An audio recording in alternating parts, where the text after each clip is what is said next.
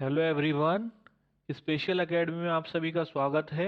हम राकेश यादव सर की मैथमेटिक्स की बुक से मेंसुरेशन के क्वेश्चंस को कर रहे हैं। ये इस सीरीज का पार्ट 9 है। पार्ट 8 तक हम 160 तक के क्वेश्चंस को कवर कर चुके हैं। अगर आपने पार्ट 8 तक की वीडियोस को नहीं देखा है तो उनको देख लीजिए, उनका लिंक आपको नीचे डिस्क्रिप्शन बॉक्स में मिल जाएगा। आज पार्ट 9 में हम 161 से लेकर के 180 तक के क्वेश्चंस को कवर करेंगे। इस वीडियो की पीडीएफ का लिंक आपको हमारे टेलीग्राम चैनल पर मिल जाएगा और टेलीग्राम का लिंक आपको नीचे डिस्क्रिप्शन बॉक्स में मिल जाएगा। तो यदि आप इस लेक्चर की पीडीएफ डाउनलोड करना चाहते हैं तो आप उसको हमारे टेलीग्राम चैनल से डाउनलोड कर सकते हैं। तो चलिए अब हम शुरू करते हैं आज के अपने क्वेश्चंस। Question number 161। दिए गए चित्र में ओ ई डी और ओ बी ए एक वृत्त के त्रिज्याखंड हैं जिनके केंद्र ओ हैं, तो रंगे हुए भाग का क्षेत्रफल ज्ञात करें। तो देखिए यहाँ पर हमसे कहा गया है कि ओ ई डी और ओ बी ए एक वृत्त के त्रिज्याखंड हैं। अब अगर ये दोनों त्रिज्याखंड हैं तो हम रंगे हुए भाग का क्षेत्रफल निकालने के लिए क्या करेंगे, बड़े वाले त्रिज्याखंड में से छोटे वाले त्रिज्याखंड के क्षेत्रफल को घटा देंगे। यहाँ पर जो बड़ा वाला त्रिज्याखंड है वो है ओ ई डी और ओ ई डी की जो त्रिज्या है वो है 4 मीटर। तो देखिए मैंने आपसे बताया है कि जो त्रिज्याखंड का क्षेत्रफल होता है वो होता है पाई आर स्क्वायर थीटा बटे 360। यहाँ पर थीटा हमको दे रखा है दोनों ही त्रिज्याखंड का 45 डिग्री। तो देखिए यहाँ पर बड़ा वाला जो त्रिज्याखंड है ओ ई डी, उसका क्षेत्रफल हो जाएगा पाई आर स्क्वायर। आर की जगह आ जाएगा 4 का स्क्वायर यानी कि 16 गुणा थीटा की जगह आ जाएगा 45 बटे 360। इसमें से हम घटा देंगे छोटे वाले त्रिज्याखंड का। छोटा वाला त्रिज्याखंड है ओ बी ए और ओ बी ए की त्रिज्या है 3 मीटर। तो यहाँ पर ओ बी ए का क्षेत्रफल हो जाएगा पाई आर स्क्वायर। आर की जगह आ जाएगा 3, 3 का वर्ग हो जाएगा 9 गुणा थीटा, थीटा की जगह 45 आ जाएगा बटे 360। यहाँ से हम क्या करेंगे, पाई कॉमन ले लेंगे और 45 बटे 360 कॉमन ले लेंगे। पाई की वैल्यू रख देंगे 22/7। तो हमारे पास ब्रैकेट में रह जाएगा 16 माइनस 9। यहाँ से जब कैलकुलेट करेंगे तो हमारे पास रंगे हुए भाग का क्षेत्रफल आ जाएगा 11/4 मीटर स्क्वायर। तो यहाँ पर सही हो जाएगा हमारा option number D. Question number 162। यदि वृत्त की परिधि 30/पाई है तो वृत्त का व्यास ज्ञात करें। तो देखिए बहुत ही सिंपल क्वेश्चन है। यहाँ पर हमें वृत्त की परिधि दी हुई है 30/पाई। वृत्त की परिधि होती है 2 पाई आर। तो हम क्या करेंगे, यहाँ पर 2 पाई आर को बराबर कर देंगे 30/पाई के। अब हमसे पूछा है वृत्त का व्यास। वृत्त का व्यास होता है 2r, त्रिज्या का 2 गुना होता है, त्रिज्या r होती है तो हमारा व्यास 2r होता है। अब देखिए 2 पाई आर में अगर हम देखें तो यहाँ पर पाई ज़्यादा हो रहा है, तो हम क्या करेंगे, इस पाई को दूसरी साइड डिवाइड में भेज देंगे। तो यहाँ से हमारा 2r यानी कि व्यास निकल करके आ जाएगा 30/पाई स्क्वायर। तो यहाँ पर सही हो जाएगा हमारा option number D. Question number 163। यदि एक वृत्ताकार पथ का बाह्य एवं आंतरिक व्यास क्रमशः 728 सेंटीमीटर और 700 सेंटीमीटर हो तो पथ की चौड़ाई कितनी होगी। तो देखिए ये भी सिंपल क्वेश्चन है। यहाँ पर हम इस क्वेश्चन को समझने के लिए एक फिगर ड्रॉ कर लेते हैं। यहाँ पर हमसे कहा गया है कि यदि एक वृत्ताकार पथ, अब यहाँ पर हमें वृत्ताकार पथ दिया हुआ है तो हम क्या करते हैं, पहले एक वृत्ताकार पथ बना लेते हैं। तो देखिए जब हम वृत्ताकार पथ बनाएंगे तो ये हमारा इस तरीके से बन जाएगा। अब हमें इस वृत्ताकार पथ की बाह्य एवं आंतरिक व्यास दिए हुए हैं। तो देखिए अगर हम आंतरिक वृत्त का व्यास खींचेंगे तो वो हमारा इस तरीके से खींचा जाएगा। हमें आंतरिक वृत्त का व्यास दिया हुआ है 700 सेंटीमीटर। अब अगर हम बाह्य वृत्त का व्यास खींचेंगे तो वो हमारा इस तरीके से खींचा जाएगा। बाह्य वृत्त का व्यास हमको दिया हुआ है 728 सेंटीमीटर। अब देखिए यहाँ पर मैंने जानबूझकर इनकी डायरेक्शन अलग अलग रखी है। अब अगर मैं यहाँ पर बाह्य वृत्त के व्यास की डायरेक्शन को सेम करूँ तो ये यहाँ पर इस तरीके से आ जाएंगे। अब यहाँ पर आपको केवल एक ही व्यास दिख रहा होगा बाह्य वृत्त का, यहाँ पर आपको आंतरिक वृत्त का व्यास नहीं दिख रहा होगा, क्योंकि यहाँ पर ये दोनों व्यास एक दूसरे के ऊपर आ गए हैं, इन दोनों ने एक दूसरे को ओवरलैप कर लिया है। तो यहाँ पर आपको इस तरीके से अच्छा समझ में नहीं आएगा, इसलिए मैं क्या करता हूँ, यहाँ पर बाह्य वृत्त के व्यास को थोड़ा सा नीचे शिफ्ट कर देता हूँ। यहाँ पर देखिए मैंने केवल आपको समझाने के लिए इसको नीचे शिफ्ट किया है, वरना वास्तव में ये एक दूसरे को ओवरलैप ही करेंगे। अब देखिए यहाँ पर आपको दिखाई दे रहा होगा जो आंतरिक वृत्त का व्यास है वो 700 सेंटीमीटर है, जो बाह्य वृत्त का व्यास है वो 728 सेंटीमीटर है। तो यहाँ पर बाह्य वृत्त का व्यास 28 सेंटीमीटर बढ़ रहा है। अब अगर हम बढ़ी हुई जगह देखें तो बढ़ी हुई जगह कौन सी है, तो यहाँ पर जो आप ये एरो से देख पा रहे हैं ये यहाँ पर बढ़ी हुई जगह है। अब ये जो बढ़ी हुई जगह है यही तो इस रास्ते की चौड़ाई है।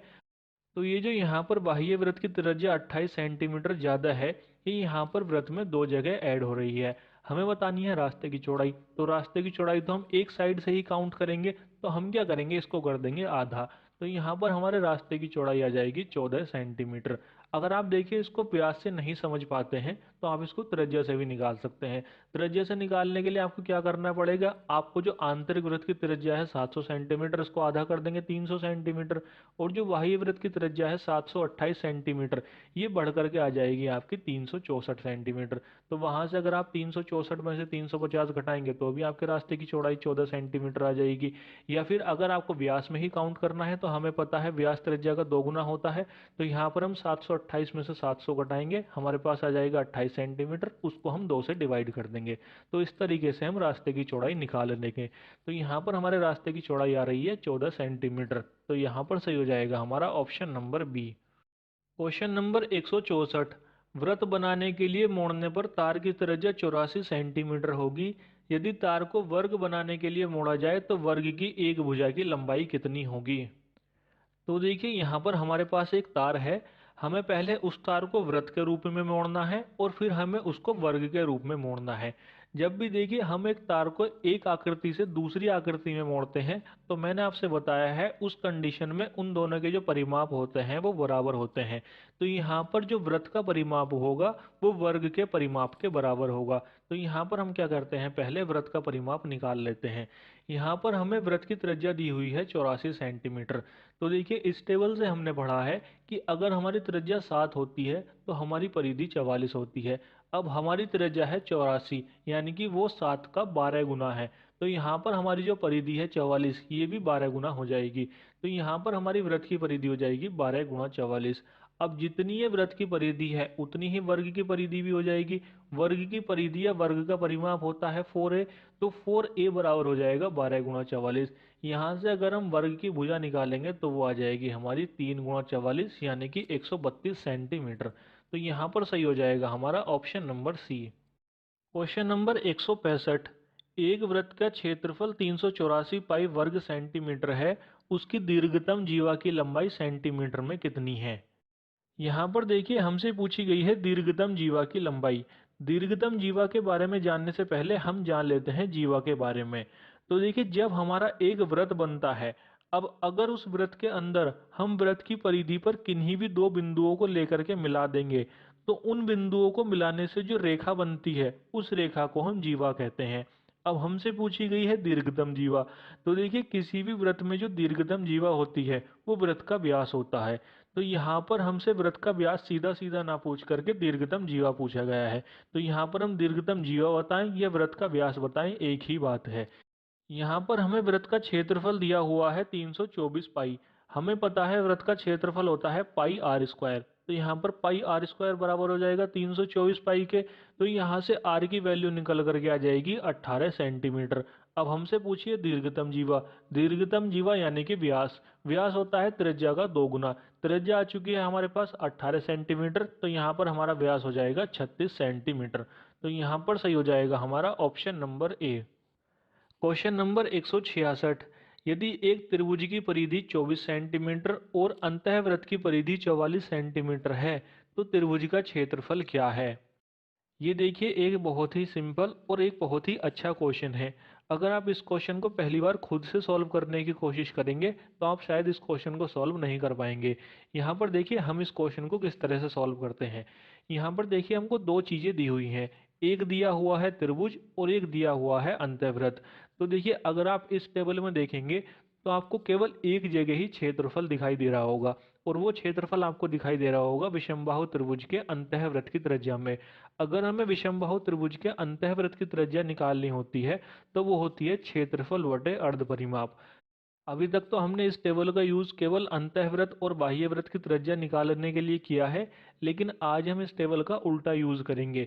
यहाँ पर हम अंतःवृत्त की त्रिज्या को रखेंगे और क्षेत्रफल निकालेंगे। यहाँ पर हमें त्रिभुज की परिधि दी हुई है 24 सेंटीमीटर। हमें तो यहाँ पर त्रिभुज की परिधि का आधा चाहिए अर्ध परिमाप, तो हम क्या करेंगे, इस 24 का कर लेंगे आधा, तो यहाँ पर हमारे पास अर्ध परिमाप आ जाएगा 12।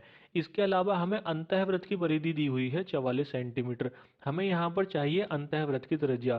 तो देखिए हमें पता है अगर त्रिज्या 7 सेंटीमीटर होती है तो परिधि 44 सेंटीमीटर होती है। तो यहाँ पर अंतःवृत्त की त्रिज्या आ जाएगी 7 सेंटीमीटर। अब हम क्या करेंगे, यहाँ पर फॉर्मूला लगा देंगे। तो यहाँ पर स्मॉल आर बराबर हो जाएगा डेल अपॉन एस। डेल का मतलब होता है त्रिभुज का क्षेत्रफल। तो यहाँ पर आर की जगह आ जाएगा 7 बराबर डेल हमें निकालना है, डिवाइड में आ जाएगा एस यानी कि 12। यहाँ से त्रिभुज का क्षेत्रफल आ जाएगा 84 सेंटीमीटर स्क्वायर। तो यहाँ पर सही हो जाएगा हमारा ऑप्शन नंबर सी। यहाँ पर देखिए ये जो हमने फॉर्मूला यूज़ किया है स्मॉल आर बराबर डेल अपॉन एस, इस फॉर्मूले का यूज़ करके बहुत ही लिमिटेड टाइप के क्वेश्चन बनते हैं। लिमिटेड टाइप के क्वेश्चन कैसे बनते हैं, यहाँ पर देखिए वो आपको केवल त्रिभुज का परिमाप देगा या त्रिभुज का अर्ध परिमाप देगा, इसके अलावा वो आपको त्रिभुज की भुजाएं नहीं देगा। अगर त्रिभुज की भुजाएं देगा फिर तो हम त्रिभुज का टाइप ज्ञात करके उसके हिसाब से उस क्वेश्चन को सॉल्व करेंगे, फिर हम इस फॉर्मूले का यूज़ ही नहीं करेंगे।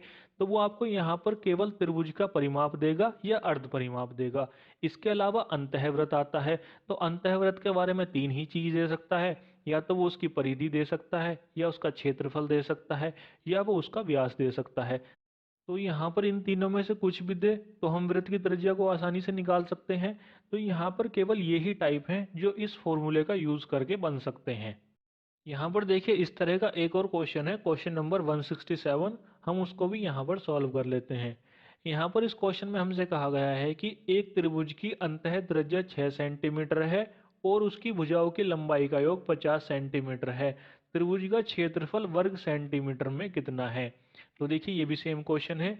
यहाँ पर भी हम क्या करेंगे, स्मॉल आर बराबर डेल अपॉन एस का फॉर्मूला लगा देंगे। यहाँ पर हमें अंतःवृत्त की त्रिज्या दी हुई है 6 सेंटीमीटर, तो यहाँ पर आर की जगह 6 आ जाएगा। और इसके अलावा हमें त्रिभुज की भुजाओं की लंबाई यानी कि हमें परिमाप दिया हुआ है 50 सेंटीमीटर। तो हम क्या करेंगे, इस 50 का आधा कर देंगे अर्ध परिमाप निकालने के लिए। तो यहाँ पर एस की जगह आ जाएगा 25। तो यहाँ पर हम फॉर्मूला लगाएंगे आर बराबर डेल अपॉन एस। आर की जगह आ जाएगा 6, डेल ऐसे ही रहेगा क्योंकि हमें त्रिभुज का क्षेत्रफल निकालना है। एस की जगह आ जाएगा 25। यहाँ से कैलकुलेट करेंगे तो हमारे पास त्रिभुज का क्षेत्रफल आ जाएगा 150 वर्ग सेंटीमीटर। तो यहाँ पर सही हो जाएगा हमारा option number A. Question number 168। एक समकोणीय त्रिभुज का एक कोण 15 अंश है और कर्ण 1 मीटर है, तो त्रिभुज का क्षेत्रफल वर्ग सेंटीमीटर में कितना है। यहाँ पर देखिए इस क्वेश्चन को हम दो तरीके से सॉल्व करेंगे, लेकिन यहाँ पर ये जो दोनों तरीके हैं इन दोनों ही तरीकों में त्रिकोणमिति का प्रयोग होगा। तो यहाँ पर आप इस क्वेश्चन को थोड़ा ध्यान से समझिएगा। यहाँ पर देखिए हम क्या करते हैं, शुरू में एक समकोण त्रिभुज बना लेते हैं। तो यहाँ पर हम एक समकोण त्रिभुज बना लेते हैं, त्रिभुज ए बी सी। यहाँ पर हम इस त्रिभुज का कोण भी ले लेते हैं समकोण यानी कि 90 अंश का। इसके अलावा हमें एक कोण 15 अंश का दिया हुआ है, तो यहाँ पर हम कोण ए को ले लेते हैं 15 अंश का। अब यहाँ पर अगर कोण ए 15 अंश का है तो यहाँ पर कोण सी हो जाएगा 75 अंश का, क्योंकि यहाँ पर हमें तीनों कोणों को योग 180 अंश लेना है। तो यहाँ पर अगर हम कोण बी को हटा दें तो यहाँ पर ए और सी दोनों मिलकर के 90 अंश के बराबर होंगे। तो यहाँ पर अगर ए 15 अंश का हो गया तो यहाँ पर सी हो जाएगा 75 अंश का। इसके अलावा हमें कर्ण की लंबाई दी हुई है 1 मीटर। 90 डिग्री के सामने कर्ण होता है तो यहाँ पर कर्ण हो जाएगा AC। तो यहाँ पर हम AC की लंबाई ले लेते हैं 1 मीटर। अब हमसे पूछा है त्रिभुज का क्षेत्रफल। त्रिभुज का क्षेत्रफल होता है 1/2 आधार गुणा लंब। अब देखिए यहाँ पर हमारे पास ना तो आधार है ना लंब है, हमारे पास केवल कर्ण है। तो देखिए अब हम आधार और लंब किस तरीके से निकालते हैं। त्रिकोणमिति में देखिए साइन का एक फॉर्मूला होता है, साइन थीटा बराबर होता है लंब बटे कर्ण। तो यहाँ पर हम उसको लगा देते हैं। यहाँ पर देखिए थीटा की जगह हो जाएगा 15 अंश, तो यहाँ पर साइन 15 अंश बराबर हो जाएगा लंब बटे कर्ण। तो लंब हमें निकालना है तो हम उसको ऐसे ही लिखेंगे, कर्ण की जगह आ जाएगा 1 मीटर। तो यहाँ से हमारे पास लंब की वैल्यू आ जाएगी साइन 15 अंश। इसी प्रकार कोस की वैल्यू होती है आधार बटे कर्ण। तो यहाँ पर हम कोस 15 लगा देंगे, तो यहाँ पर कोस 15 बराबर हो जाएगा आधार बटे कर्ण, कर्ण की जगह आ जाएगा 1 मीटर। तो यहाँ से आधार का मान आ जाएगा कोस 15 अंश। अब देखिए हमारे पास लंब और आधार दोनों आ चुके हैं। अब हम क्या करते हैं, यहाँ पर त्रिभुज का क्षेत्रफल निकाल देते हैं। त्रिभुज का क्षेत्रफल होता है 1/2 आधार गुणा लंब। यहाँ पर हमारे पास आधार आ चुका है cos 15 अंश और लंब आ चुका है sin 15 अंश। तो यहाँ पर त्रिभुज का क्षेत्रफल आ जाएगा 1/2 गुणा sin 15 अंश गुणा cos 15 अंश। अब देखिए, आपने त्रिकोणमिति में एक फॉर्मूला पढ़ा होगा 2 sin a। 2 sin a बराबर होता है 2 sin a इंटू कोस ए का मतलब होता है यहाँ पर कोण। तो यहाँ पर अगर हम देखें तो हमारे त्रिभुज के क्षेत्रफल में साइन ए और कोस ए यहाँ पर बराबर हो रहा है 15 अंश। तो यहाँ पर साइन गुणा कोस तो आ रहा है, लेकिन 2 यहाँ पर गुणा में नहीं आ रहा है। तो हम क्या करते हैं, यहाँ पर 2 से ऊपर नीचे गुणा कर लेते हैं। तो यहाँ पर जब हम 2 से ऊपर गुणा करेंगे तो हमारा ऊपर फॉर्मूला बन जाएगा 2 sin 15 इंटू कोस 15, और नीचे जब हम 2 से गुणा करेंगे तो ये आ जाएगा हमारा 1/4। तो यहाँ पर त्रिभुज का क्षेत्रफल हो जाएगा 1/4 साइन 2 गुणा 15। 2 गुणा 15 ये 30 अंश के बराबर हो जाएगा। साइन 30 अंश का मान होता है 1/2। तो यहाँ से त्रिभुज का क्षेत्रफल आ जाएगा 1/4 गुणा 1/2 यानी कि 1/8। अब देखिए, ये जो 1/8 आया है ये मीटर स्क्वायर में आया है। मीटर स्क्वायर में क्यों आया है? क्योंकि देखिए, जब हमने आधार और लंब के मान निकाले थे तो हमने वहां पर कर्ण 1 मीटर लिया था। तो कर्ण वहां पर मीटर में लिया था, तो ये हमारा पूरा क्षेत्रफल मीटर में ही चलता आ रहा है। तो यहाँ पर हमारे त्रिभुज का क्षेत्रफल आया है 1/8 मीटर स्क्वायर। लेकिन हमसे क्वेश्चन में पूछा है त्रिभुज का क्षेत्रफल वर्ग सेंटीमीटर में। तो हमें क्या करना है, मीटर स्क्वायर को सेंटीमीटर स्क्वायर में चेंज करना है। तो देखिए, हम इस मीटर स्क्वायर को मीटर गुणा मीटर लिख लेंगे।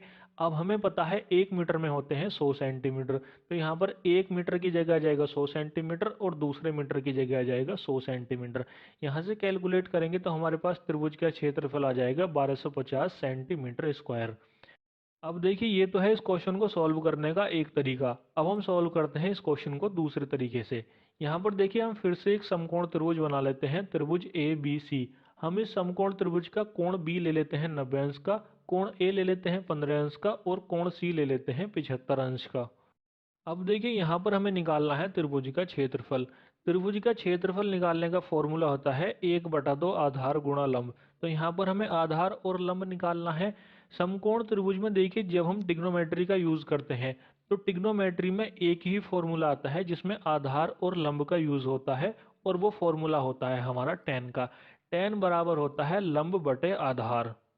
तो हम यहाँ पर क्या करते हैं, tan 15 अंश का मान निकाल देते हैं। तो यहाँ पर देखिए, tan 15 अंश बराबर हो जाएगा लंब बटे आधार के। अब हमारे पास tan 15 की सीधी सीधी वैल्यू तो होती नहीं है, तो हम क्या करते हैं, tan 15 को तोड़ करके लिखते हैं tan 45 माइनस 30। आप यहाँ पर इसको tan 60 माइनस 45 भी लिख सकते हैं। आपकी जो वैल्यू आएगी वो सेम ही आएगी। अब देखिए, यहाँ पर ये tan का दूसरा फॉर्मूला बन गया। ये यहाँ पर tan a माइनस बी का फॉर्मूला बन गया। यहाँ पर a की वैल्यू है 45 अंश और b की वैल्यू है 30 अंश। tan a माइनस बी का फॉर्मूला होता है tan a minus tan b divide by 1 plus tan a into tan b। तो हम यहाँ पर इस फॉर्मूले का यूज करेंगे। तो देखिए, यहाँ पर ये हो जाएगा tan a यानी कि tan 45 अंश माइनस tan b यानी कि tan 30 अंश divide by 1 plus tan a into tan b यानी कि 1 plus tan 45 into tan 30। tan 45 की वैल्यू होती है 1 और tan 30 की वैल्यू होती है 1/√3।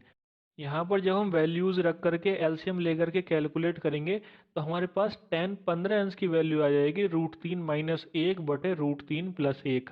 अब देखिए, मैंने आपसे बताया था कि tan बराबर होता है लंब बटे आधार।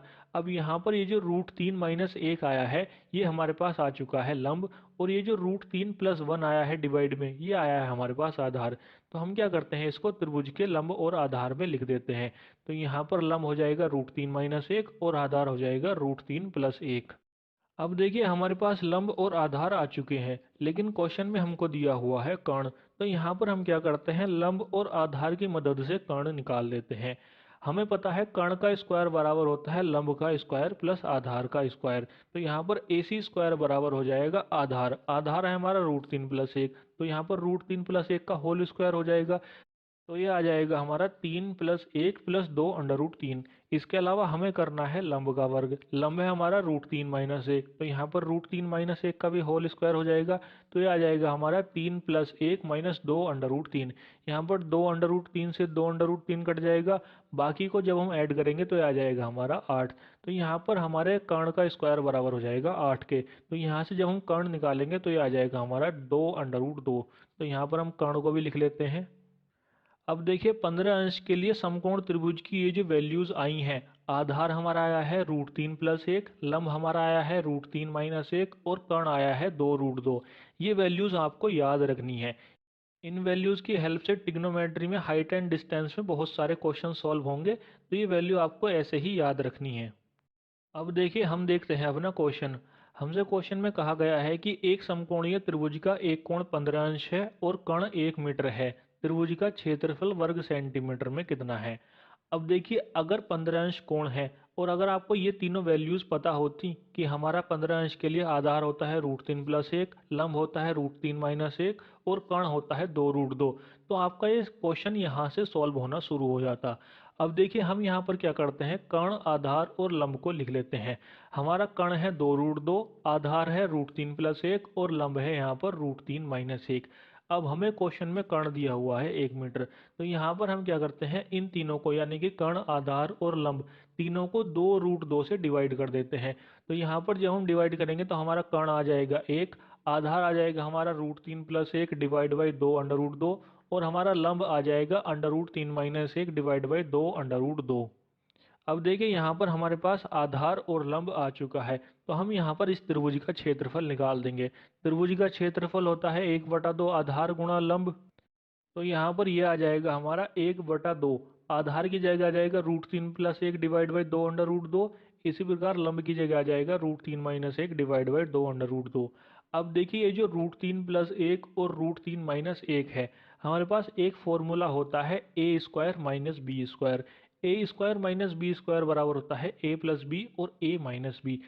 यहाँ पर a की जगह √3 आ रहा है और b की जगह 1 आ रहा है। तो यहाँ पर जब हम इन दोनों को कंबाइन करेंगे तो हमारा a² की जगह हो जाएगा √3 का स्क्वायर यानी कि 3 माइनस b²। b है हमारा 1 यानी कि 1 का स्क्वायर 1 हो जाएगा। तो ये आ जाएगा हमारा 3 - 1। डिवाइड में देखिए हमारे पास दो जगह है, 2 √2 गुणा 2 √2।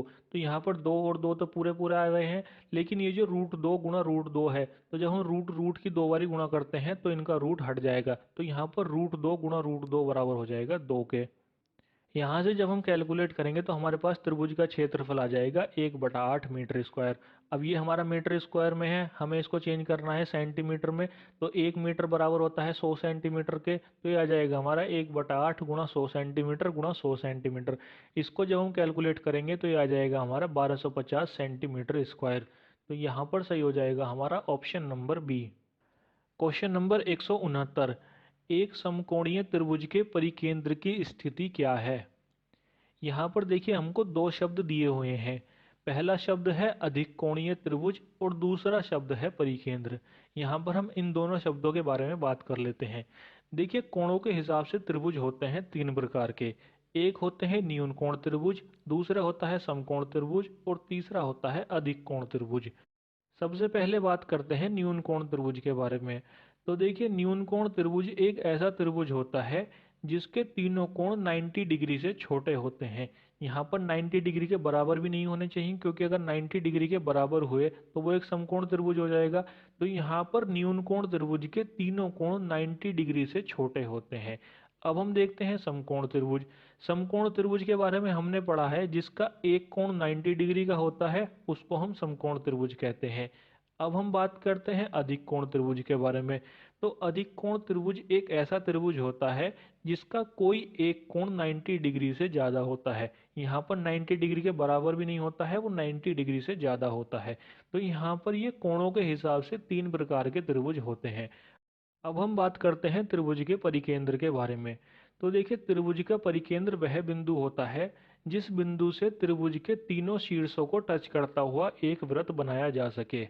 अब अगर हमें ये परिकेंद्र की स्थिति पता करनी है तो इसके लिए हम क्या करते हैं, हमारा जो त्रिभुज होता है उसके मध्य बिंदु पर लंब डालते हुए एक रेखा खींचते हैं और वो रेखाएं जहाँ जाकर के मिलती हैं वही हमारे परिकेंद्र बिंदु होता है। हम यहाँ पर इसको अच्छे से समझने के लिए डायग्राम बनाएंगे। यहाँ पर देखिए क्वेश्चन में हमसे पूछा गया है अधिक कोण त्रिभुज के परिकेंद्र के बारे में, लेकिन हम यहाँ पर केवल अधिक कोण त्रिभुज के परिकेंद्र के बारे में नहीं पढ़ेंगे, हम यहाँ पर तीनों प्रकार के त्रिभुज के परिकेंद्र के बारे में पढ़ेंगे। हम यहाँ पर सबसे पहले पढ़ते हैं न्यून कोण त्रिभुज का परिकेंद्र। देखिए न्यून कोण त्रिभुज का एक सबसे अच्छा एग्जाम्पल है समबाहु त्रिभुज। समबाहु त्रिभुज के तीनों कोण 60 अंश के होते हैं, यानी कि हमारे तीनों कोण 90 अंश से छोटे हैं। तो यहाँ पर हम एक समबाहु त्रिभुज को ले लेते हैं। जो समबाहु त्रिभुज के परिकेंद्र की स्थिति होगी वही सारे न्यून कोण त्रिभुज के परिकेंद्र की स्थिति भी होगी। तो देखिए यह है हमारा एक समबाहु त्रिभुज। अब जब हम इस समबाहु त्रिभुज की भुजाओं के मध्य बिंदु पर लंब डालते हुए आगे बढ़ाते हैं तो वो लंब हमारा इस समबाहु त्रिभुज के शीर्षों से जाकर के मिल जाता है। अब ये तीनों लंब जिस बिंदु पर मिलते हैं वह बिंदु होता है हमारा परिकेंद्र। यहाँ पर आपको ये जो रेड कलर में दिखाई दे रहा है ये है हमारा परिकेंद्र। तो अगर हम न्यून कोण त्रिभुज के परिकेंद्र की स्थिति के बारे में बात करें तो न्यून कोण त्रिभुज में परिकेंद्र त्रिभुज के अंदर स्थित होता है। अब हम बात करते हैं समकोण त्रिभुज के बारे में। तो देखिए ये हमारा एक समकोण त्रिभुज है। अब जब हम इस समकोण त्रिभुज की भुजाओं के मध्य बिंदु पर लंब डालते हुए रेखा खींचते हैं तो ये रेखाएं हमारी कर्ण के मध्य बिंदु पर जाकर के मिलती हैं। तो यहाँ पर आपको ये बात याद रखनी है कि समकोण त्रिभुज में परिकेंद्र की स्थिति कर्ण के मध्य बिंदु पर होती है। अब हम बात करते हैं अधिक कोण त्रिभुज के बारे में। तो देखिए यहाँ पर ये हमारा ABC एक अधिक कोण त्रिभुज है, यहाँ पर हमारा कोण भी एक अधिक कोण है। अब जब हम इसकी भुजाओं के मध्य बिंदुओं को मिलाते हैं तो यहाँ पर इसके परिकेंद्र की जो स्थिति बनती है वो अधिक कोण त्रिभुज के बाहर बनती है। तो यहाँ पर आपको ये तीनों त्रिभुज याद रखने हैं। न्यून कोण त्रिभुज के परिकेंद्र की स्थिति त्रिभुज के अंदर बनती है, समकोण त्रिभुज के परिकेंद्र की स्थिति कर्ण के मध्य बिंदु पर बनती है और अधिक कोण त्रिभुज के परिकेंद्र की स्थिति त्रिभुज के बाहर बनती है। हमसे पूछी गई है अधिक कोण त्रिभुज के परिकेंद्र की स्थिति, तो यहाँ पर सही हो जाएगा हमारा ऑप्शन नंबर सी, यह त्रिभुज के बाहर स्थित होता है। Question number 170। एक वृत्त की परिधि और व्यास का अनुपात 22:7 है। यदि परिधि 1 सही 4/7 मीटर है तो वृत्त की त्रिज्या क्या होगी? तो देखिए सिंपल क्वेश्चन है। यहाँ पर हमें वृत्त की परिधि और व्यास का अनुपात दिया हुआ है 22:7, लेकिन हमसे पूछी है त्रिज्या। अब हमें पता है त्रिज्या होती है व्यास का आधा। तो हम क्या करते हैं यहाँ पर परिधि, व्यास और त्रिज्या के अनुपात को लिख लेते हैं। यहाँ पर देखिए हमें परिधि दी हुई है 22 और व्यास दिया हुआ है 7। अगर व्यास 7 है तो यहाँ पर हमारी त्रिज्या हो जाएगी 7/2। अब हमसे आगे कहा गया है कि वृत्त की परिधि है 1 सही 4/7। 1 सही 4/7 को जब हम भिन्न के रूप में लिखेंगे तो ये लिखा जाएगा 11/7। तो यहाँ पर हमें परिधि दी हुई है 11/7, लेकिन हमें अनुपात में परिधि दी हुई है 22। तो हमें क्या करना है, 22 की कंपेयर करनी है 11/7 से। तो 11/7 22 का 1/14 गुना है। यहाँ पर देखिए ये 1/14 गुना कैसे है, ये हम कैसे निकालते हैं।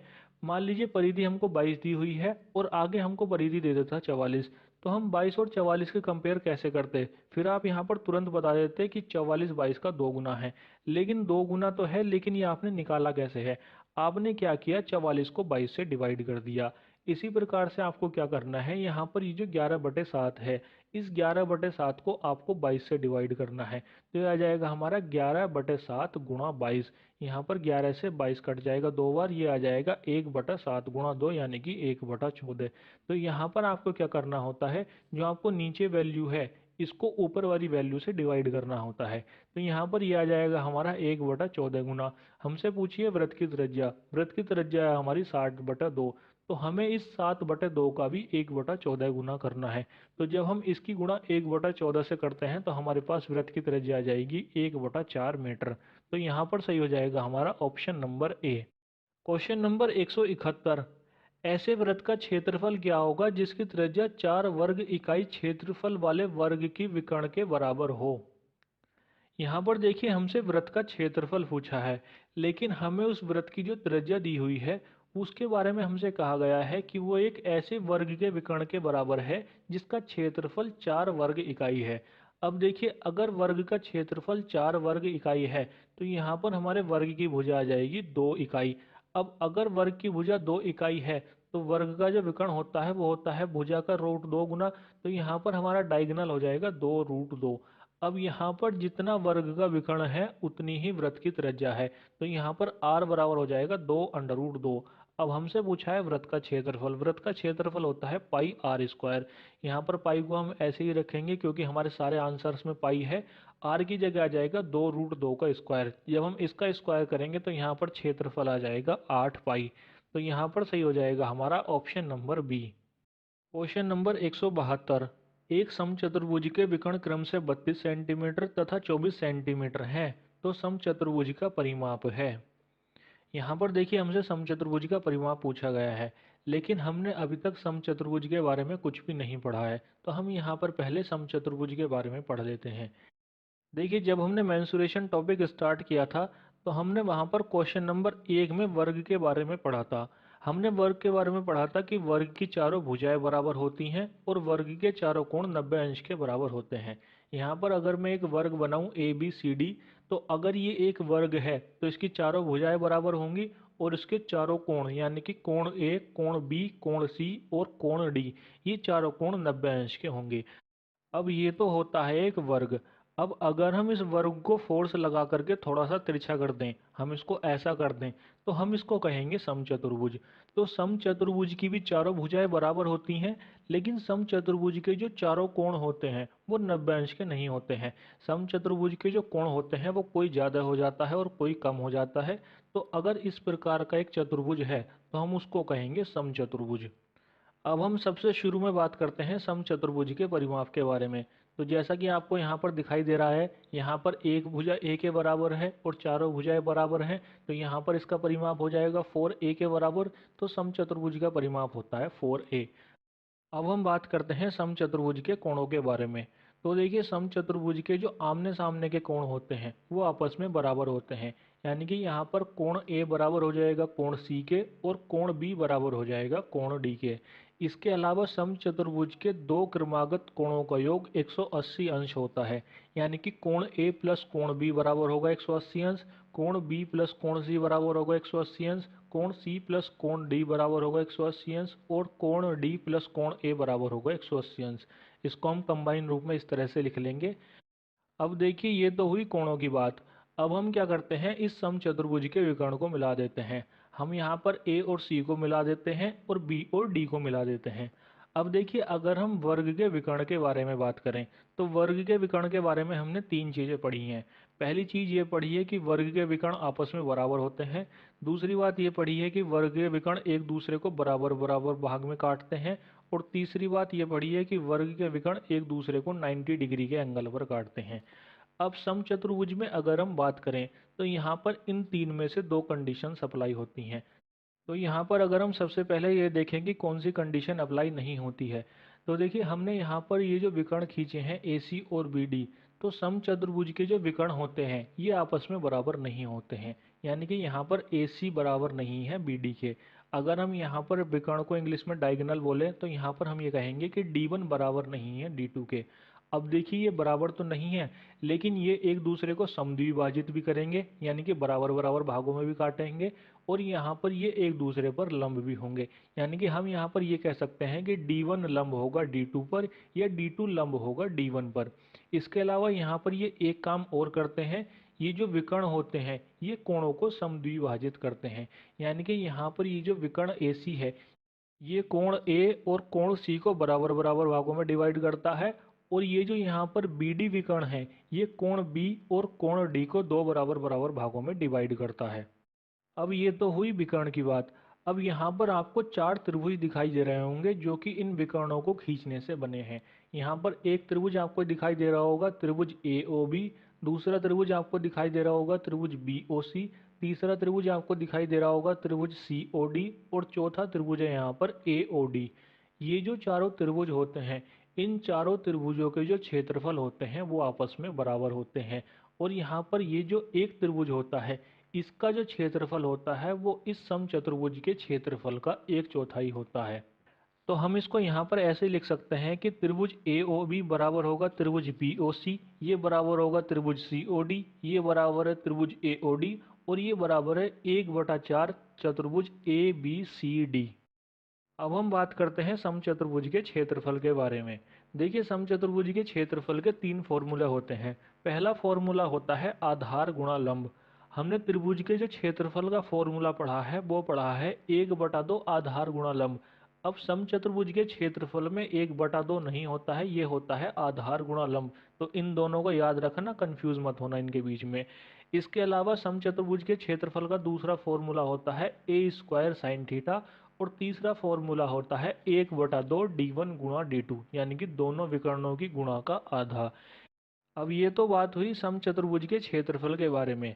अब देखिए, अगर हम समचतुर्भुज के विकर्णों का वर्ग कर दें और उनको ऐड कर दें, तो इन दोनों वर्गों के विकर्ण का जो योग होता है वो समचतुर्भुज की भुजा के वर्ग के 4 गुने के बराबर होता है। यानी कि d1² प्लस d2² बराबर हो जाएगा 4a² के। अब देखिए, ये तो हुई विकर्ण के बारे में बात। अब हम क्या करते हैं, इस समचतुर्भुज के अंदर एक वृत्त बना देते हैं।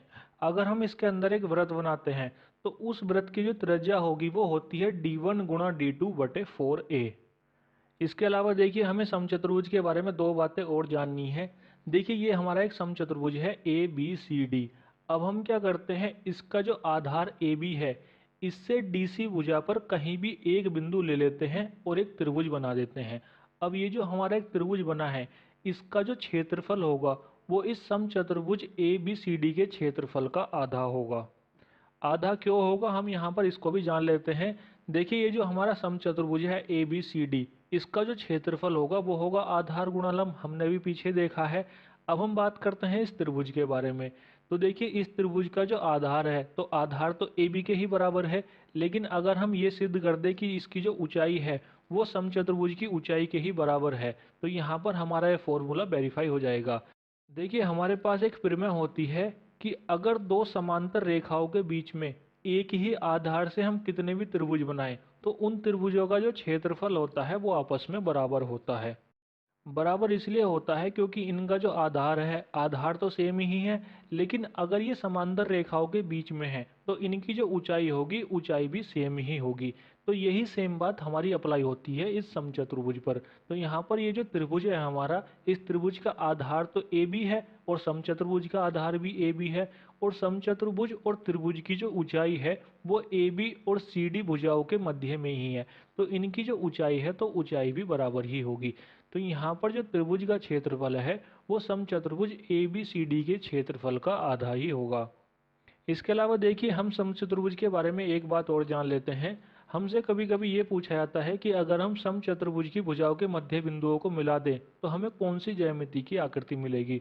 तो देखिए, अगर हम समचतुर्भुज की भुजाओं के मध्य बिंदुओं को मिलाएंगे तो हमारे पास कुछ इस तरह की आकृति आएगी। तो आप इसको यहाँ पर याद रखिए कि समचतुर्भुज की भुजाओं के मध्य बिंदुओं को मिलाने से जो आकृति मिलती है वो होती है आयत। अब हम देखते हैं अपना क्वेश्चन।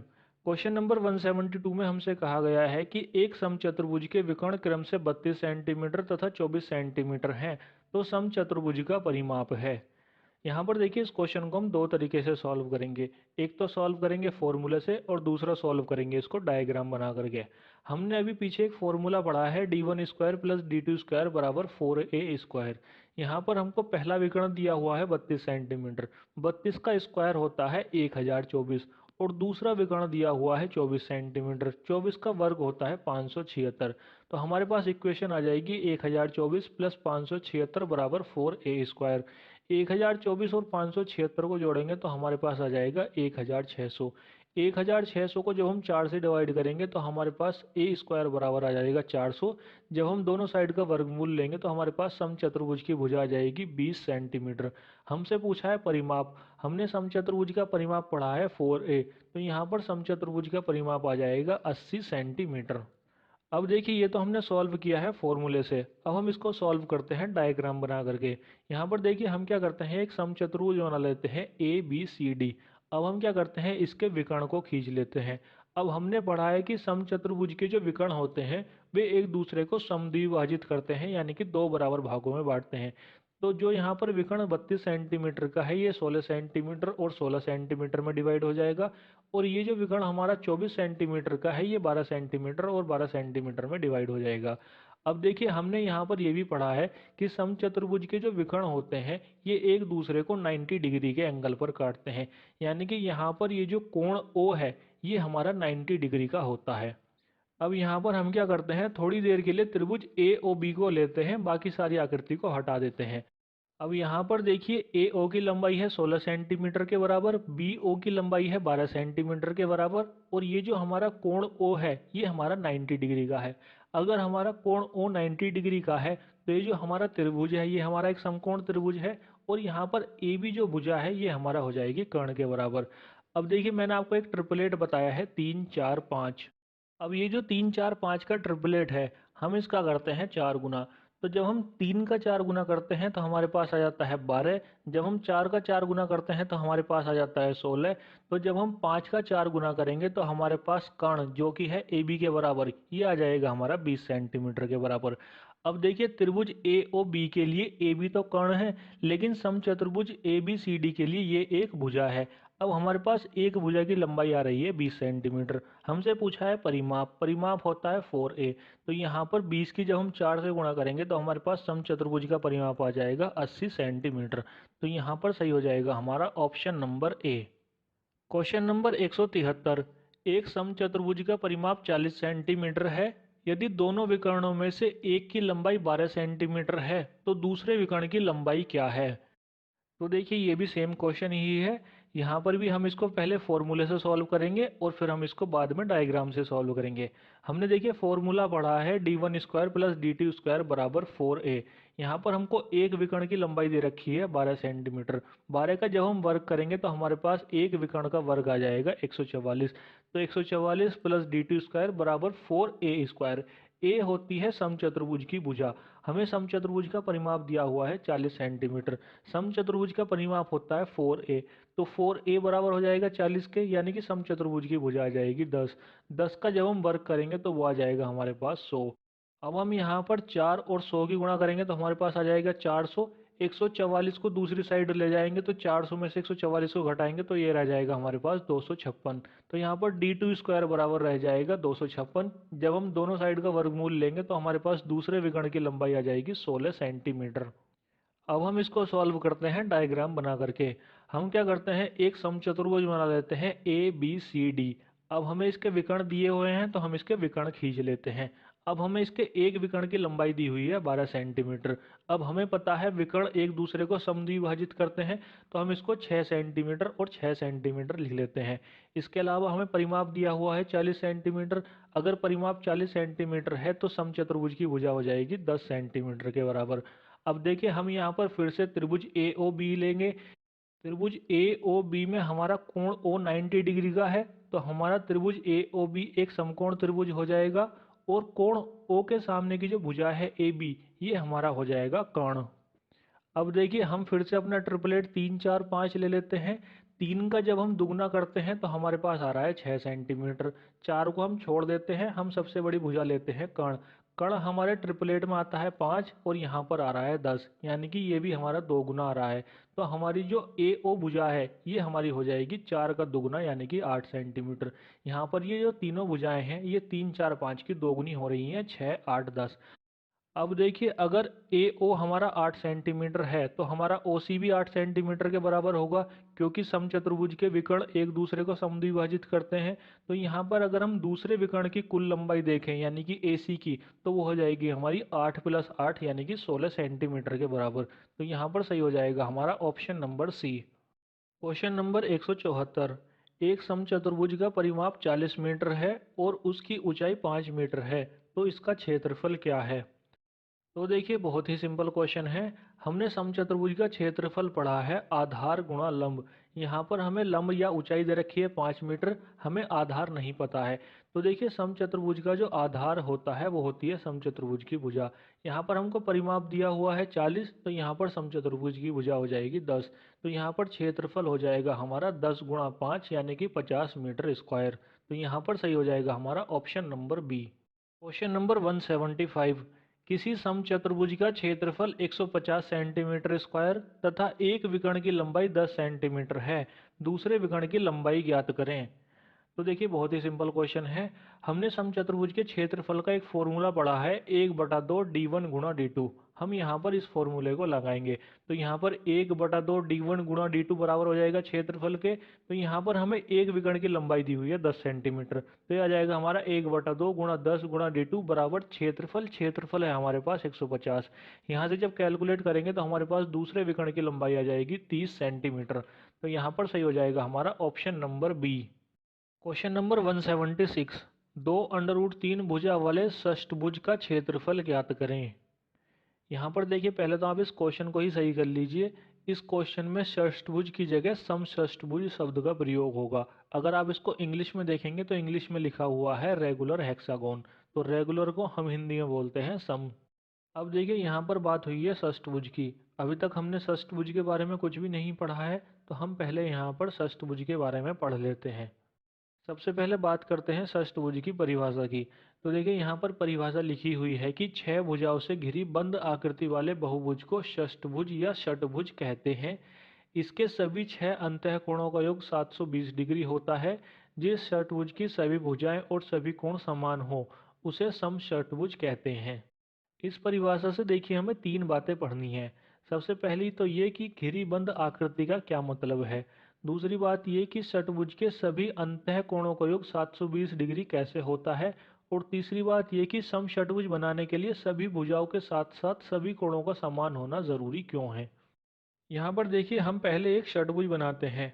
अब ये जो आपको षटभुज दिखाई दे रहा है, इसके आपको कोई भी भुजा समान नहीं दिखाई दे रही होगी। अगर किसी षटभुज की सारी भुजाएं समान नहीं है तो वो एक समषटभुज नहीं हो सकता है, क्योंकि हमें सभी भुजाएं समान रखनी पड़ेंगी। लेकिन इसके जो अंतःकोण होंगे, इसके अंतःकोणों का योग भी 720 डिग्री होगा, भले से ही इसकी भुजाएं समान हो या ना हो।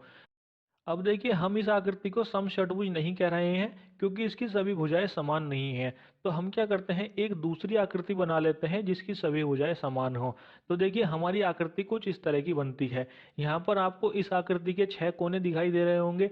अगर इसके 6 कोने हैं तो एक षटभुज है, लेकिन इसके सभी कोण समान नहीं है। यहाँ पर इसके कोण अलग अलग हो रहे हैं, तो इसलिए हम इसको एक समषटभुज नहीं कहेंगे।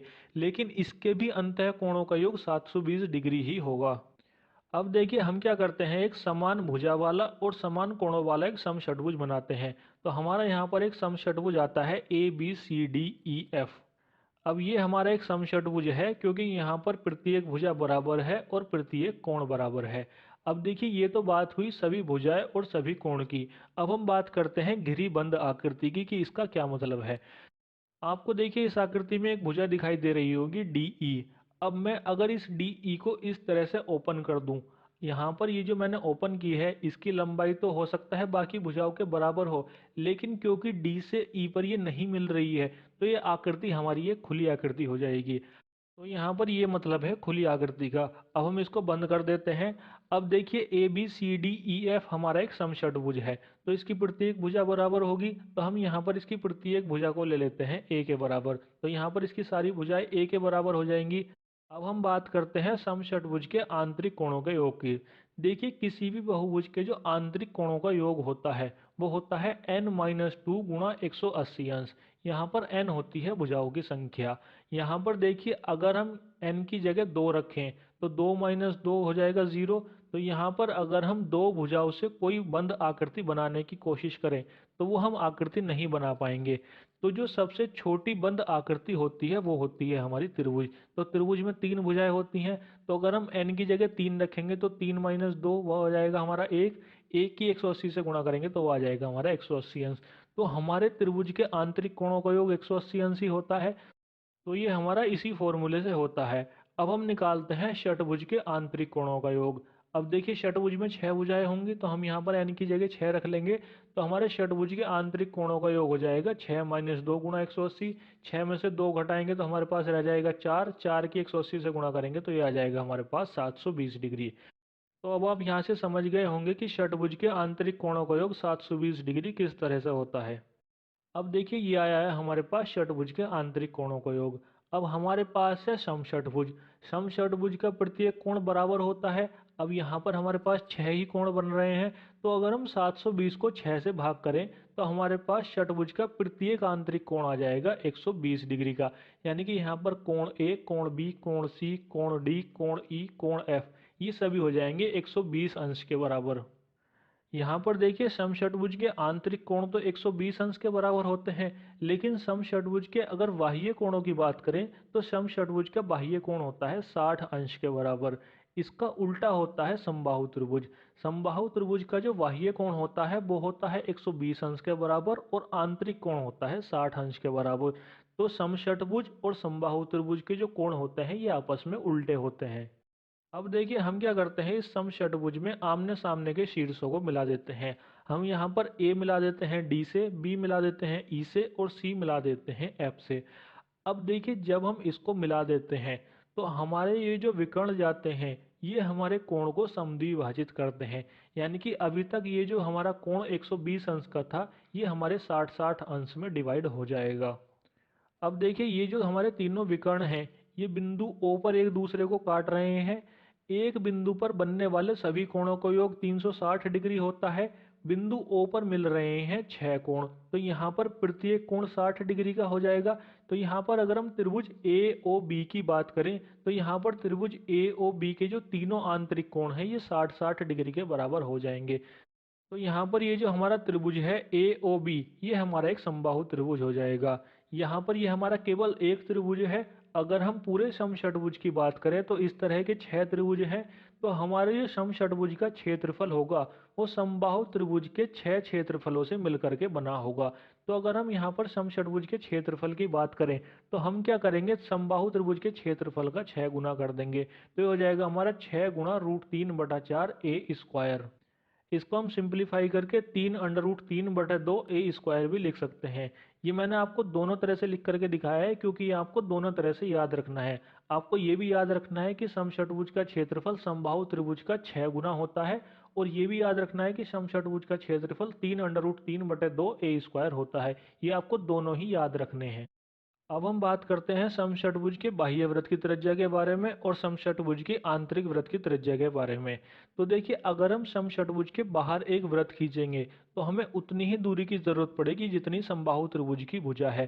समबाहु त्रिभुज की भुजा उतनी ही है जितने की हमारी समषटभुज की भुजा है। तो यहाँ पर बाह्य वृत्त की त्रिज्या हो जाएगी समषटभुज की भुजा के बराबर यानी कि a के बराबर। अब हम बात करते हैं आंतरिक वृत्त की त्रिज्या के बारे में। देखिए आंतरिक वृत्त अगर हमें खींचना है तो हमें केंद्र से भुजा तक की दूरी लेनी होती है। तो यहाँ पर अगर हम एक समबाहु त्रिभुज ले AOB तो यहाँ पर O जो है ये समषटभुज का केंद्र है और यहाँ पर हमें क्या करना है, AB तक की दूरी लेनी है। तो AB तक की अगर हमें दूरी लेनी है तो हमें समबाहु त्रिभुज में एक माध्यिका खींचनी पड़ेगी या एक लंब गिराना पड़ेगा। तो समबाहु त्रिभुज का जो लंब होता है वो होता है √3/2a। तो यहाँ पर जो आंतरिक वृत्त की त्रिज्या होगी वो उतनी ही होगी जितनी समबाहु त्रिभुज का लंब है या समबाहु त्रिभुज की ऊंचाई है। तो आंतरिक वृत्त की त्रिज्या हो जाएगी √3/2a। अब देखिए ये जो हमने विकर्ण खींचे थे ये हमने आमने सामने के शीर्षों को मिला दिए थे। इसके अलावा हम एक तरीके से और विकर्ण खींच सकते हैं। यहाँ पर अगर हम A से विकर्ण खींचे तो हम यहाँ पर B को छोड़ करके C से मिला सकते हैं। तो यहाँ पर हमारा एक विकर्ण AC भी खींच सकता है। यहाँ पर हम इस तरीके से खींचेंगे कि हम बीच वाले एक शीर्ष को छोड़ दें। यहाँ पर अगर हम B से खींचेंगे तो हम B से D को मिला सकते हैं, C से E को मिला सकते हैं। यहाँ पर मैंने सारे मिला करके नहीं दिखाए हैं क्योंकि फिर हमारे पास स्पेस कम रह जाता। अब देखिए अगर हमें इस AC की लंबाई पता करनी है तो इसके लिए हम क्या करते हैं, फिर से अपने आमने सामने वाले शीर्षों वाले विकर्ण को मिला देते हैं। तो हम इस तरह से मिला देंगे। अब देखिए यहाँ पर AOB और BOC ये दो समबाहु त्रिभुज बन रहे हैं और यहाँ पर जो OB है ये एक समबाहु त्रिभुज की भुजा आ रही है और यहाँ पर A से एक लंब जा रहा है और दूसरा जो त्रिभुज है BOC वहाँ पर बिंदु C से OB पर एक लंब आ रहा है। तो ये जो AC है ये दो लंबों की लंबाई के बराबर है। समबाहु त्रिभुज का लंब होता है √3/2a। अब हमें दो लंब एक साथ मिलाने हैं यानी कि दोगुना करना है। तो एक शीर्ष छोड़कर जो खींचा गया विकर्ण होता है वो समषटभुज का होता है a√3। तो हमें यहाँ पर इस बात को भी याद रखना है। अब हम देखते हैं अपना क्वेश्चन। क्वेश्चन नंबर 176 में हमसे कहा गया है कि दो √3 भुजा वाले समषष्ठभुज का क्षेत्रफल ज्ञात करें। तो देखिए बहुत ही सिंपल क्वेश्चन है। हमने देखा है कि समचतुर्भुज का क्षेत्रफल होता है 3√3/2 a²। ए है यहाँ पर 2√3, तो यहाँ पर ये हो जाएगा हमारा 3√3/2 गुणा 2√3 गुणा 2√3। यहाँ से कैलकुलेट करेंगे तो हमारे पास क्षेत्रफल आ जाएगा 18√3 सेंटीमीटर स्क्वायर। तो यहाँ पर सही है हमारा option number A. Question number 177। किसी समचतुर्भुज की भुजा 6 सेंटीमीटर तथा उसका शीर्षलंब 10 सेंटीमीटर है। यदि उसके एक विकर्ण की लंबाई 26 सेंटीमीटर हो तो दूसरे विकर्ण की लंबाई ज्ञात करें। यहाँ पर देखिए समचतुर्भुज के क्षेत्रफल के दो फॉर्मूले हमें एक साथ लगाने पड़ेंगे। समचतुर्भुज के क्षेत्रफल का एक फॉर्मूला हमने पढ़ा है 1/2 d1 गुणा d2 और दूसरा हमने पढ़ा है आधार गुणा लंब। यहाँ पर ये दोनों फॉर्मूले बराबर हो जाएंगे क्योंकि दोनों समचतुर्भुज के क्षेत्रफल ही हैं। अब देखिए हमें एक विकर्ण की लंबाई दी हुई है 26 सेंटीमीटर और दूसरे विकर्ण की लंबाई हमें निकालनी है। तो ये आ जाएगा हमारा 1/2 गुणा 26 गुणा d2, ये बराबर हो जाएगा आधार गुणा लंब। लंब हमको दे रखा है 10 सेंटीमीटर और समचतुर्भुज का जो आधार होता है वो समचतुर्भुज की भुजा होती है। समचतुर्भुज की भुजा हमको दे रखी है 6.5 सेंटीमीटर। तो यहाँ से जब हम कैलकुलेट करेंगे तो हमारे पास दूसरे विकर्ण की लंबाई आ जाएगी 5 सेंटीमीटर। तो यहाँ पर सही हो जाएगा हमारा option number A. Question number 178। किसी समचतुर्भुज के दो विपरीत कोण 60 अंश हैं तथा उसकी भुजा 10 सेंटीमीटर है। उसके छोटे विकर्ण की लंबाई ज्ञात करें। यहाँ पर देखिए इस क्वेश्चन को समझने के लिए हम एक डायग्राम बना लेते हैं। हम यहाँ पर एक समचतुर्भुज बना लेते हैं ए बी सी डी। अब ये जो समचतुर्भुज है इसकी हमें भुजा दी हुई है 10 सेंटीमीटर, तो यहाँ पर इसकी चारों भुजाएं हो जाएंगी 10 सेंटीमीटर के बराबर। इसके अलावा देखिए हमको एक इन्फॉर्मेशन और दी हुई है कि समचतुर्भुज के दो विपरीत कोण 60 अंश के हैं। तो हम यहाँ पर कोण ए और कोण सी को ले लेते हैं 60 अंश के बराबर। अब देखिए हमने पढ़ा है कि समचतुर्भुज के दो लगातार कोणों का योग 180 अंश होता है। तो यहाँ पर कोण ए और कोण बी मिलकर के 180 अंश के बराबर होंगे। तो यहाँ पर अगर कोण ए हमने 60 अंश का लिया है तो यहाँ पर हमारा कोण बी हो जाएगा 120 अंश के बराबर। अगर हमारा कोण बी 120 अंश के बराबर है तो कोण डी भी 120 अंश के बराबर हो जाएगा क्योंकि आमने सामने के कोण बराबर होते हैं। अब देखिए हम यहाँ पर क्या करते हैं, बी से डी तक एक विकर्ण खींच देते हैं। तो जब हम विकर्ण खींचते हैं तो हमें पता है समचतुर्भुज का विकर्ण कोण को समद्विभाजित करता है। तो ये जो यहाँ पर कोण बी और कोण डी 120 अंश के थे ये 60-60 अंश में डिवाइड हो जाएंगे। अब देखिए यहाँ पर आपको एक त्रिभुज दिखाई दे रहा होगा, त्रिभुज ए बी डी। अब ये जो त्रिभुज ए बी डी है इसके तीनों जो आंतरिक कोण हैं ये 60-60 अंश के हैं। हमने पढ़ा है जिस त्रिभुज के तीनों आंतरिक कोण बराबर होते हैं वो हमारा एक समबाहु त्रिभुज होता है। तो यहाँ पर ये जो त्रिभुज है ए बी डी ये हमारा एक समबाहु त्रिभुज है। अब देखिए इस समबाहु त्रिभुज की दो भुजाएं ए बी और ए डी हमको दी हुई हैं 10 सेंटीमीटर के बराबर। अगर ए बी और ए डी 10 सेंटीमीटर के बराबर हैं तो इसकी जो तीसरी भुजा है बी डी ये भी 10 सेंटीमीटर के बराबर हो जाएगी। अब देखिए हमसे पूछिए छोटे विकर्ण की लंबाई। तो यहाँ पर जो छोटा विकर्ण होगा वो बी डी ही होगा। बी डी यहाँ पर छोटा विकर्ण कैसे होगा, यहाँ पर देखिए एक बात को याद रखिए।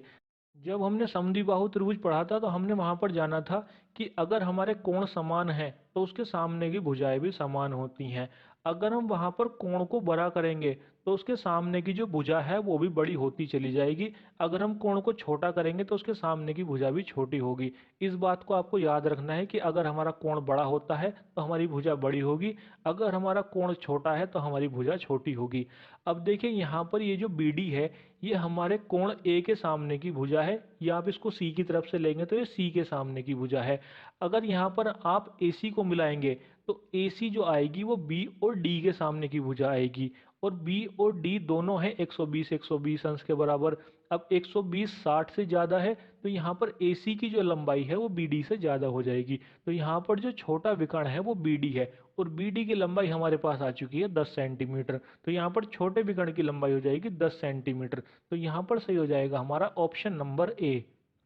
Question number 179। किसी समचतुर्भुज का परिमाप 100 सेंटीमीटर है। यदि उसका एक विकर्ण 14 सेंटीमीटर हो तब समचतुर्भुज का क्षेत्रफल ज्ञात करें।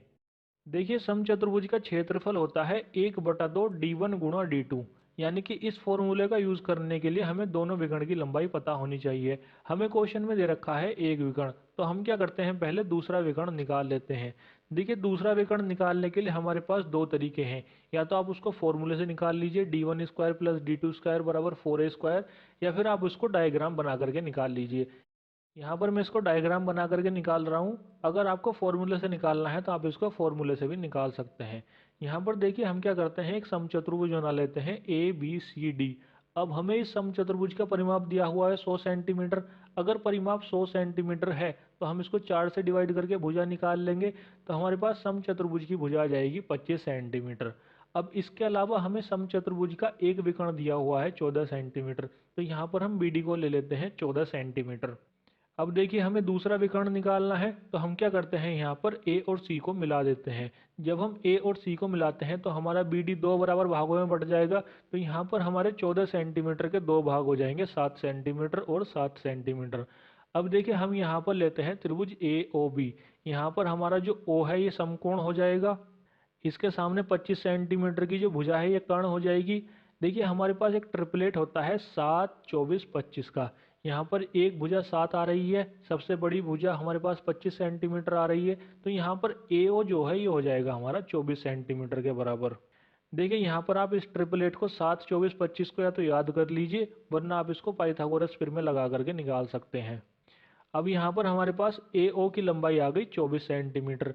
अगर ए ओ 24 सेंटीमीटर है तो ओ सी भी 24 सेंटीमीटर के बराबर आ जाएगा। तो यहाँ पर हमारे पास दूसरे विकर्ण की लंबाई आ जाएगी 24 प्लस 24 यानी कि 48 सेंटीमीटर। अब हम निकाल देंगे समचतुर्भुज का क्षेत्रफल। समचतुर्भुज का क्षेत्रफल होता है 1/2 d1 गुणा d2। तो यहाँ पर हमारा पहला विकर्ण है 14 के बराबर और दूसरा है 48 के बराबर, तो ये आ जाएगा हमारा 1/2 गुणा 14 गुणा 48। इसको जब हम कैलकुलेट करेंगे तो हमारे पास क्षेत्रफल आ जाएगा 336 सेंटीमीटर स्क्वायर। तो यहाँ पर सही हो जाएगा हमारा option number C. Question number 180। किसी समलंब की समांतर भुजाओं का अनुपात 3:2 है। उनके बीच की दूरी 15 सेंटीमीटर है। यदि समलंब का क्षेत्रफल 450 सेंटीमीटर स्क्वायर हो तब समांतर भुजाओं का योग ज्ञात करें। देखिए अभी तक हमने समलंब चतुर्भुज के बारे में कुछ भी नहीं पढ़ा है, तो हम पहले इस क्वेश्चन को सॉल्व करने से पहले समलंब चतुर्भुज के बारे में पढ़ लेते हैं। सबसे पहली बात आती है कि हम समलंब चतुर्भुज किसको कहते हैं। तो देखिए एक ऐसा चतुर्भुज जिसकी दो भुजाएं समांतर हों और दो भुजाएं असमांतर हों। अगर एक चतुर्भुज ऐसा है तो हम उस चतुर्भुज को समलंब चतुर्भुज कहते हैं। अब देखिए हम यहाँ पर एक चतुर्भुज बनाते हैं ए बी सी डी। इस चतुर्भुज की हम ए बी और सी डी भुजाओं को समांतर लेते हैं और बी सी और ए डी भुजाओं को असमांतर लेते हैं। तो अगर ऐसा है कि इस चतुर्भुज की दो भुजाएं समांतर हैं और दो असमांतर है, तो हम इस चतुर्भुज को समलंब चतुर्भुज कहेंगे। अब हम बात करते हैं समलंब चतुर्भुज के प्रकार की। तो देखिए समलंब चतुर्भुज दो प्रकार के होते हैं। एक प्रकार का समलंब चतुर्भुज होता है जिसकी चारों भुजाएं में से कोई भी बराबर नहीं होती है।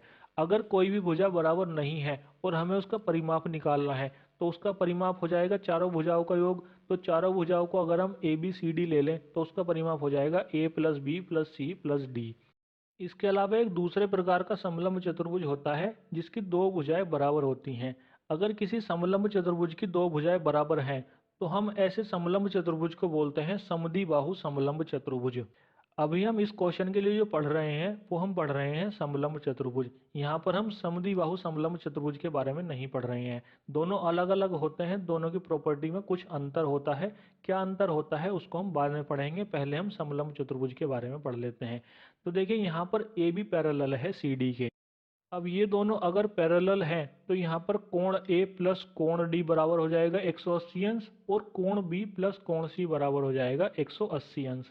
यानी कि समांतर भुजाओं को जो एक तिरछी रेखा काटती है उसके आंतरिक कोणों का योग बराबर होता है। तो यहाँ पर ए बी और सी डी पैरेलल है, यहाँ पर ए डी इसको काट रही है एक तिरछी रेखा, तो यहाँ पर कोण ए और कोण डी बराबर हो जाएंगे 180 अंश के। इसी प्रकार से बी सी भुजा इसको काट रही है, तो यहाँ पर कोण बी और कोण सी बराबर हो जाएंगे 180 अंश के।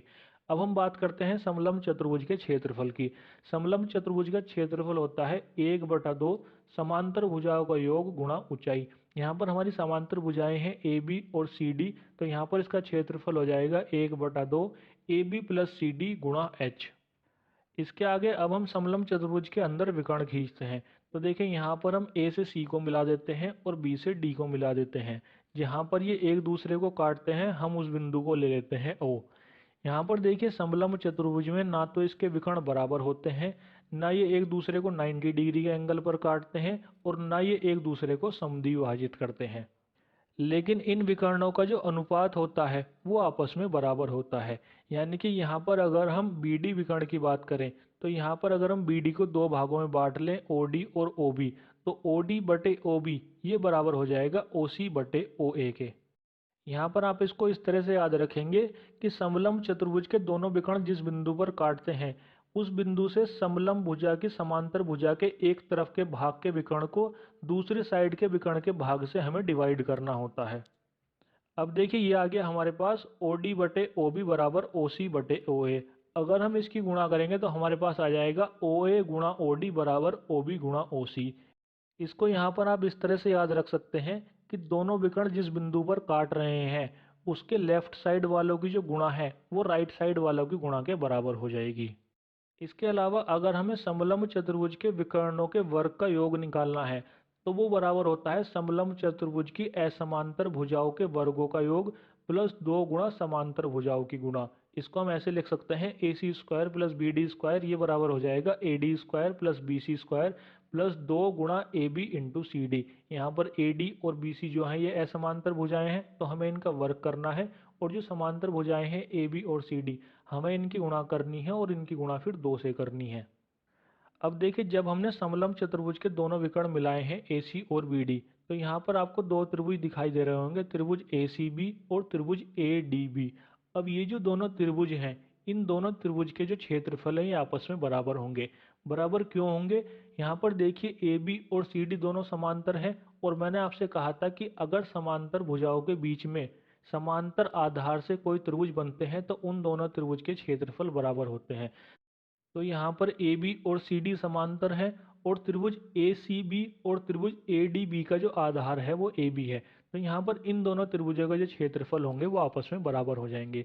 अब देखिए ये जो इन दोनों त्रिभुजों के क्षेत्रफल बराबर हैं हम इसमें से त्रिभुज ए ओ बी दोनों साइड से घटा देते हैं। हम त्रिभुज ए सी बी में से भी त्रिभुज ए ओ बी घटाएंगे और त्रिभुज ए डी बी के क्षेत्रफल में से भी त्रिभुज ए ओ बी का क्षेत्रफल घटाएंगे।